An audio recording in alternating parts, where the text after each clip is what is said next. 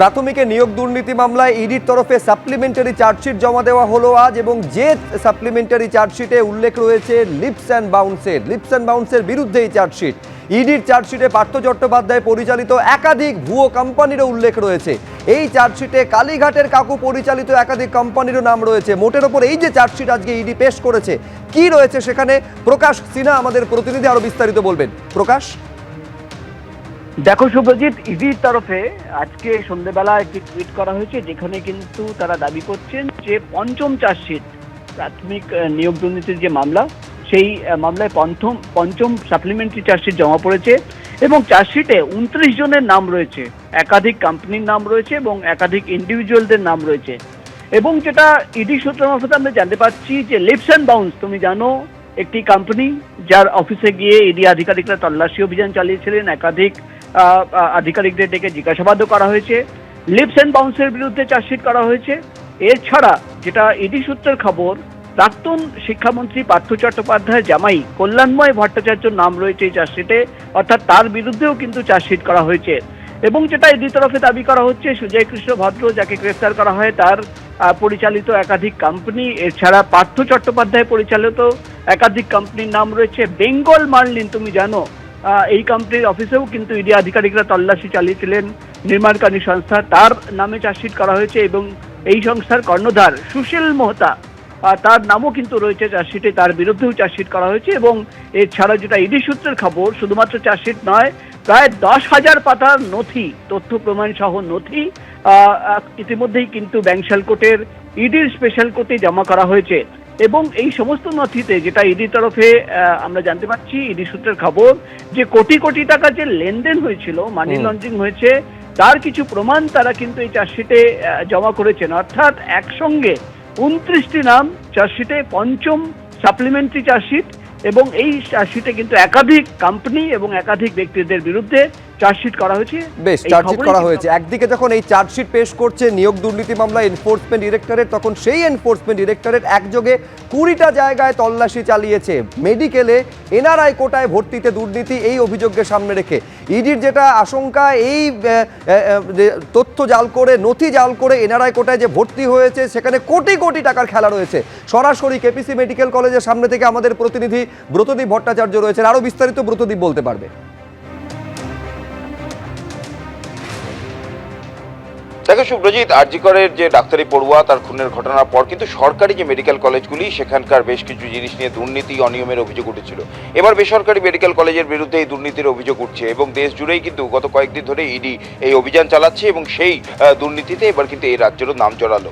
রাজ্যের একাধিক medical college, বেসরকারি মেডিকেল কলেজ, সেখানে কিন্তু ইডি আজকে সকাল থেকেই হানা দিয়েছে। আজকে সকাল 7টা নাগাদ যাদবপুরে এই কেপিসি মেডিকেল কলেজে ইডি আধিকারিকরা এসে পৌঁছান, কিন্তু প্রায় 1.5 ঘন্টা তাদের অপেক্ষা করতে হয়। সকাল 8:40 নাগাদ এই মেডিকেল কলেজের যিনি অধ্যক্ষ তিনি আসেন এবং আসার পর তারপরে তল্লাশি অভিযান শুরু হয়েছে। তবে জানিয়ে রাখি যে এই মেডিকেল কলেজের যিনি অধ্যক্ষ রয়েছেন, তার পাশাপাশি সিইও এবং অন্যান্য যারা আধিকারিকরা রয়েছেন, প্রত্যেকেই কিন্তু এই হাসপাতালে এই মুহূর্তে রয়েছেন এবং তাদের সকাল থেকেই কিন্তু ম্যারাথন সেই জিজ্ঞাসাবাদ হচ্ছে। এবং তার পাশাপাশি কিন্তু তল্লাশি অভিযানও চালাচ্ছেন ইডি আধিকারিকরা। 2019 সাল থেকে যে সমস্ত এনআরআই কোটায় ভর্তি হয়েছে এই মেডিকেল কলেজে, সমস্ত নথিপত্র তারা খতিয়ে দেখছেন। মূলত যেটা অভিযোগ, যে এই বেসরকারি এই মেডিকেল কলেজে যে এনআরআই কোটা রয়েছে, সেই এনআরআই কোটাতে যাদের ভর্তি করা হয়েছে সেইগুলো নিয়ে দুর্নীতি হয়েছে। কি দুর্নীতি?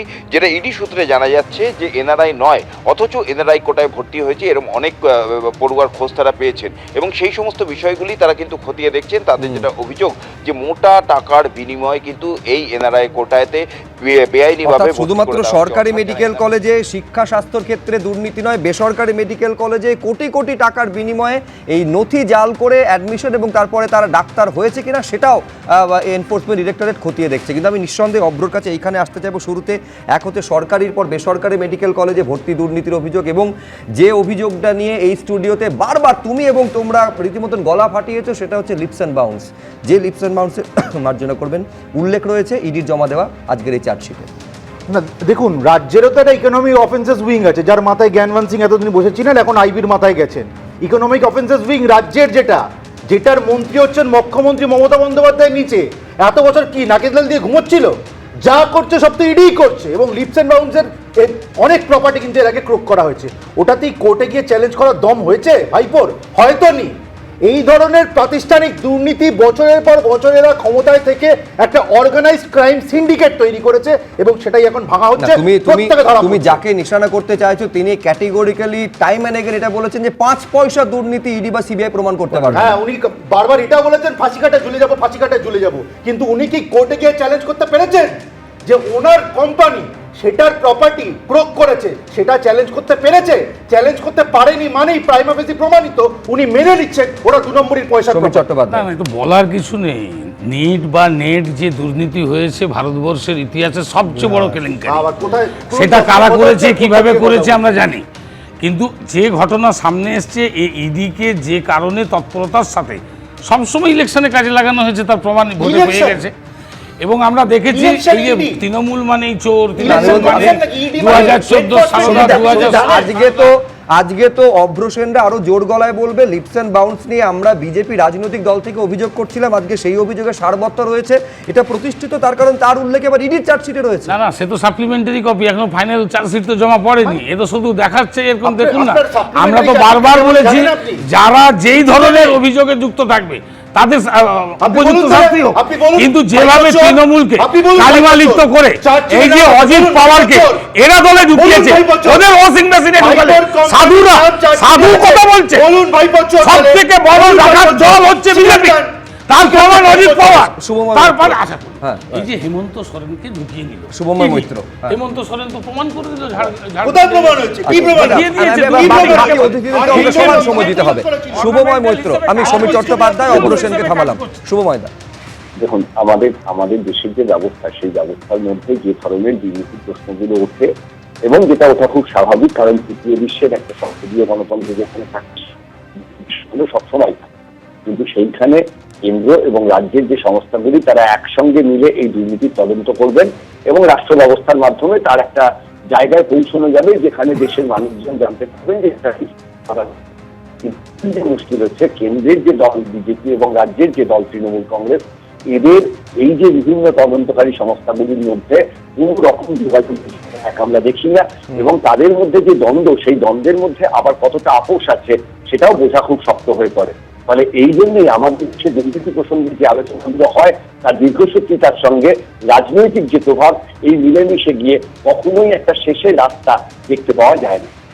কিন্তু আমি রবীন্দ্রনাথ বাবুর কাছে এইখানে আসতে যাবো, সেটা হচ্ছে আমি বলছি তার মানে কোথাও কারা কতটা অযোগ্য সেইটা বড় হয়ে দাঁড়াচ্ছে।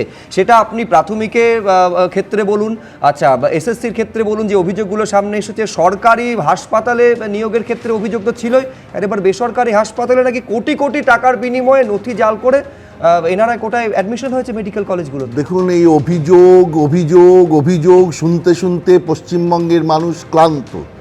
ইডি একটা করে আজ অ্যাডিশনাল চার্জশিট আনলো 2 বছর বাদে। 27শে নভেম্বর সুপ্রিম কোর্ট প্রশ্ন করেছেন, খুব স্বাভাবিকভাবে প্রশ্ন করেছেন, আপনাদের পুয়ার পারফরমেন্স রেট, মানে পারফরমেন্স রেটটা একটু শুনুন। ইডি 5297টা কেস করেছে, মানি লন্ডারিংয়ে কেস করেছে, গত 10 বছরে 43টা কেসে ট্রায়াল কমপ্লিট করতে পেরেছে। এই যাদের রেট, তাহলে তো সুপ্রিম কোর্ট বলবেই যে আজ থেকে 2 বছর, মানে আরও 1 বছর বাদে 3 বছর পরে যদি জানা যায় উনি পার্থ চ্যাটার্জি দোষী নন, তখন এই 3 বছরের ব্যাপারটা কি হবে? তো এটা তো খুব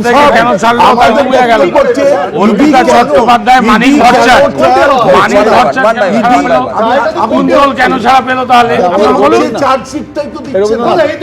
আরে অ্যাডিশনাল 2 বছর লাগে একটা অ্যাডিশনাল চার্জশিট দিতে।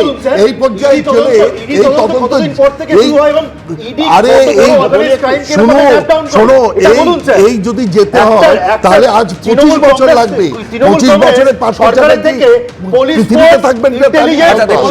এখন বিরোধীরা এই অভিযোগটা প্রায় করে থাকে যে একদিকে তদন্ত চলে, তারপরে তদন্ত আবার শীত ঘুমে চলে যায়। এটা সবটাই কেন্দ্রের এবং রাজ্যের মধ্যে ট্যাসিট আন্ডারস্ট্যান্ডিং এর অভিযোগ প্রায় করে। আমি অনেকক্ষণ থেকে সৌম্য আইচ রায় বলতে চাইছিলাম, আমি সৌম্য আইচ রায়ের জন্য একেবারে আলাদা করে এই বিষয়টা তুলে রেখেছিলাম, সেটা হচ্ছে ইন্ডিয়া জোট। আজকে আমি আগে একটু দর্শকদের জানিয়ে দিই সৌম্যদা, সেটা হচ্ছে ইন্ডিয়া জোটের একেবারে আজকে আদানির বিক্ষোভের কর্মসূচি ছিল, কিন্তু সেই কর্মসূচিতে তৃণমূল গড় হাজির রইল। এর আগে আপনারা জানেন যে মল্লিকার্জুন খার্গের বাড়িতে বৈঠক ছিল লোকসভায় ঠিক কি কৌশল হবে আদানির বিরুদ্ধে ইন্ডিয়া জোটের, সেইটা নির্ধারণের জন্য, কিন্তু সেইখানেও তৃণমূল কংগ্রেস গড় হাজির ছিল, এবারে বিক্ষোভ প্রদর্শনেও গড় হাজির। কংগ্রেসের নেতৃত্বে সংসদ ভবন চত্বরে ইন্ডিয়া জোট বিক্ষোভ দেখালো, কিন্তু সেই বিক্ষোভে তৃণমূল কংগ্রেস ছিল না। ছবিটা একবার দেখুন, এখানে তৃণমূল কংগ্রেসের কোনো প্রতিনিধিকে দেখতে পাবেন না।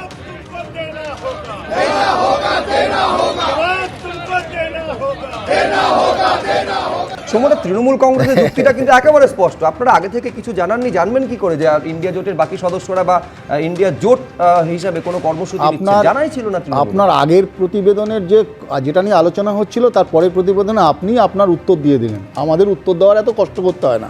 আপনার এই ইডির একটা তদন্ত নিয়ে কী সব বলছিলেন, এই গরুর গাড়ির হেডলাইট আর কি। আপনি শীতকালে সার্কাস দেখতেন না ছোটোবেলায়? পার্ক সার্কাসের মোড়ের সার্কাস হতো, আপনি দেখবেন সার্কাস হতো সিথির মোড়ে। এখন জীবজন্তুদের আনা তো বারণ, এখন সার্কাস টার্কাসে ইডি সিবিআই মাঝে মধ্যে দেখা আছে। বলুন যে কোয়ালিফাইং বেঞ্চমার্ক, আপনি এই যে রাউস অ্যাভিনিউর কোর্টে ইডি নাকি ট্রান্সলেটার পাচ্ছে না, নাকি সিবিআই ট্রান্সলেটার পাচ্ছে না বলে অনুব্রতবাবুকে জামিন দিতে হয়েছে। মশাই, ওই এই লিপস অ্যান্ড বাউন্সের নাকি দোতলা না তিনতলায় কার সম্পত্তি আছে, তার সংসদের আই কার্ড পাওয়া যায় না, ভোটার কার্ড পাওয়া যায় না, নাকি শুনতে পাচ্ছে, তাই তাকে ডাকা যায় না। আচ্ছা, এই যে কি সুজয় কৃষ্ণ ভদ্র, তার আওয়াজ এখন পাওয়া যাচ্ছে? সুজয়বাবুর আওয়াজটা কোথায়? সুজয় কৃষ্ণ ভদ্রের মানে এখন কাকুর গলার স্বর পাওয়া গেলেও এখন ইডির গলার স্বর পাওয়া যায় না। আমি শুধু একটা কথা বলছি যে এই আপনারা বলছেন এতগুলো কথা, আজ ইন্ডিয়া জোটে তৃণমূল কংগ্রেস তো অনেস্ট পার্টি। এই তৃণমূল কংগ্রেস ভীষণ অনেস্ট পার্টি। আমি সার্টিফিকেট দিচ্ছি, মানে দেখুন চুরি করলেও কিন্তু ভালো চোর। আমি বলছি একদম পরিষ্কার বলছে। কেন বলছে জানেন? বলছে যে দুর্নীতি করে ভোটের বাক্সে কোনো প্রভাব আসে না, তাই আদানির বিরুদ্ধে কথা বলবো না। আদানির বিরুদ্ধে কথা বলতে গেলে সমস্যা হবে তো, তাই সমস্যা হলে পালিয়ে বাঁচতে। মানুষের দুটো হাত হয়, একটা ডান হাত একটা বাঁ হাত, ওটা তো অজুহাত।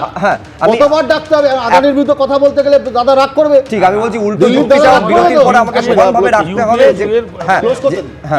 আমি পরিষ্কার বলছি, আদানির বিরুদ্ধে পার্লামেন্টে কথা বলতে গেলে দাদা রাগ হবে, আর তখনই দেখবেন এই লিপস অ্যান্ড বাউন্স তখন সার্কাস দেখাতে শুরু করবে।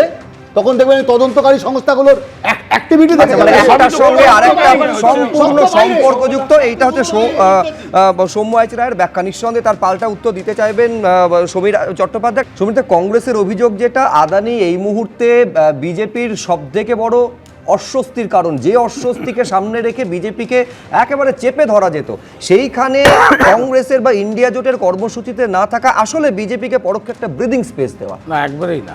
তার কারণ হচ্ছে যে কংগ্রেসের ব্যাপারটা না, পরিষ্কার মমতা বন্দ্যোপাধ্যায় ইন্ডিয়া জোটে বলেছিল যে যেখানে ক্ষমতাশালী সে সেখানে ভোট লড়বে।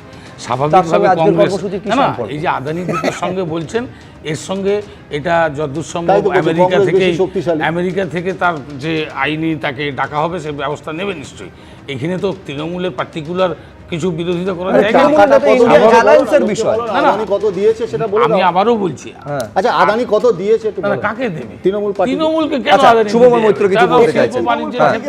দেখুন, আমাদের যে নির্বাচনী বন্ডের বিষয়টি সামনে এসছে, তাতে তো সবচেয়ে ভালো পার্টির নাম বিজেপি, তৃণমূল কংগ্রেস এবং কংগ্রেস। ফলে এই ধরনের বহুজাতিক সংস্থাগুলির বিরুদ্ধে তারা যে সত্যিকারের লড়াই কখনো লড়বে না। এই বিষয়ে কংগ্রেস কত দিচ্ছে এবার বলি একটু। মানে আপনি বলেন ছায়াযুদ্ধ সবটাই আসলে যুদ্ধ তো দেখা যাবে। একটু বলি, যুদ্ধই তো করে। প্রথমত আমি সৌম্যদার যে এই গা ছিড়বিনারি ইডি সিবিআই নিয়ে বুঝতে পারছি, কারণ কয়েক মাস আগেই নলিনী চিদম্বরমের বিরুদ্ধে চার্জশিট দিয়েছে ইডি। এটা বুঝতে পারছি। আরেকটা জিনিস, আদানি নিয়ে যেই চারটে রাজ্যে অভিযোগ আসছে, তেলেঙ্গানা, উড়িষ্যা, তামিলনাড়ু,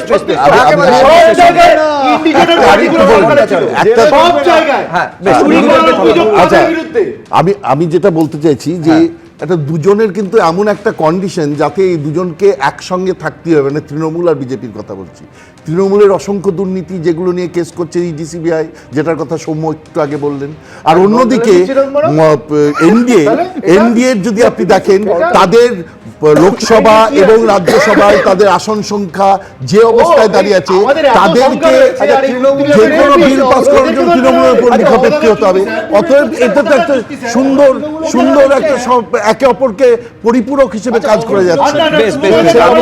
আজকে অনুষ্ঠানটা একটু অন্যরকম ভাবে শেষ করতে চাইছি। এই যে আদানি নিয়ে যাবতীয় কর্মকাণ্ড নিয়ে এতক্ষণ আলোচনা আপনারা শুনলেন, এই প্রশ্নটা আপনাদের জন্য রেখে আমি শেষ করতে চাইছি। এইবারে বলুন তো, দুর্নীতির প্রশ্নে কোন রাজনৈতিক দল, দুর্নীতির বিরুদ্ধে কোন রাজনৈতিক দল সব থেকে বেশি আন্তরিক? এই প্রশ্ন আপনাদের জন্য রাখলাম।